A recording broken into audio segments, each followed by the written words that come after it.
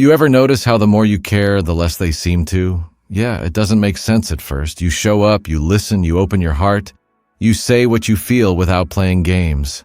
And somehow, that's exactly when they start pulling away. Not immediately. At first, they like it. They say things like, "You're so different, you're so emotionally mature, I've never met someone like you." And for a moment, it feels like you finally cracked the code, but then something shifts. Their replies get shorter. Their energy changes. They become distant. And you're left sitting there wondering, did I do something wrong or did I just care too much? Let me tell you something most people won't say out loud. Emotional availability doesn't make you unattractive, but giving it too easily does. Because here's the truth.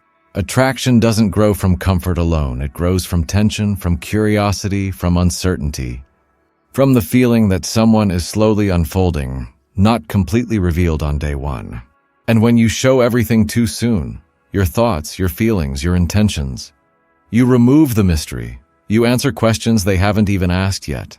And without realizing it, you turn something exciting into something predictable. Think about it like this. Imagine watching a movie. Within the first 5 minutes, you already know the ending. You know who the villain is. You know who survives. You know how it all plays out. Would you still feel hooked?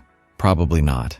Not because the story is bad, but because there's nothing left to discover. That's exactly what happens when you become emotionally available too quickly.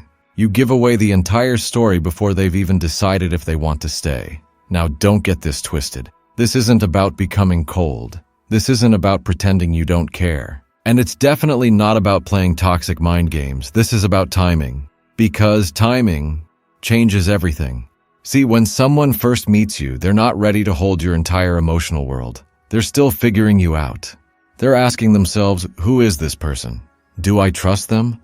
Do I even like them that much yet? And while they're still asking those questions, you're already giving them answers to things they weren't ready for.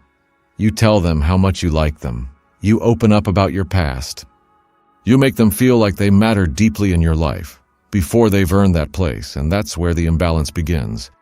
Because attraction thrives on equal investment, when both people are slowly stepping forward together. But when one person sprints ahead emotionally, and the other is still walking, it creates pressure, and pressure kills attraction.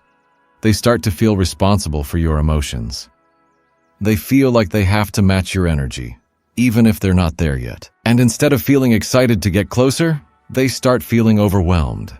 And people don't run from love. They run from pressure disguised as love. That's why emotional availability, when given too soon, feels heavy instead of attractive.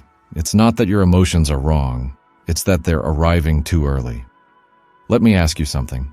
Have you ever pulled away from someone who liked you a little too much, too fast? They were kind, they were genuine, they were everything you thought you wanted, but something felt off. Not bad, just too much. That feeling? That's exactly what you might be creating without realizing it.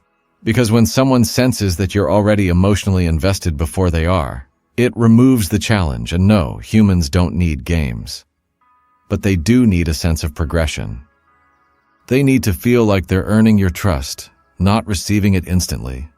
And here's the part that hurts a little. When you give your emotional availability too freely, you don't just lose attraction. You lose value perception. Because people don't always appreciate what comes easily. Not because they're bad people, but because effort creates meaning. If someone has to work to understand you, to connect with you, to earn your vulnerability, they value it more, they protect it more, they invest in it more. But when everything is handed to them from the start, there's nothing left to build. And relationships aren't built on instant emotional exposure. They're built on layers, layer by layer, moment by moment, conversation by conversation. That's how attraction deepens. That's how connection becomes real. Now, here's where most people get confused.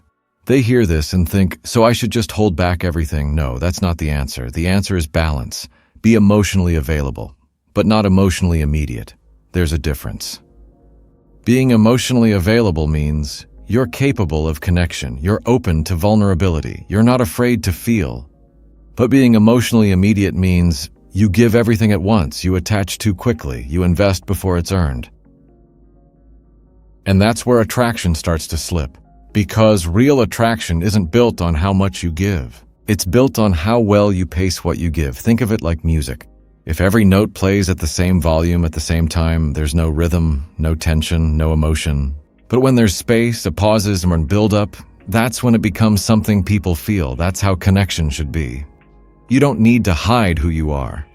You just need to let them discover you, one piece at a time, because the right person doesn't want everything instantly. They want the experience of getting to know you.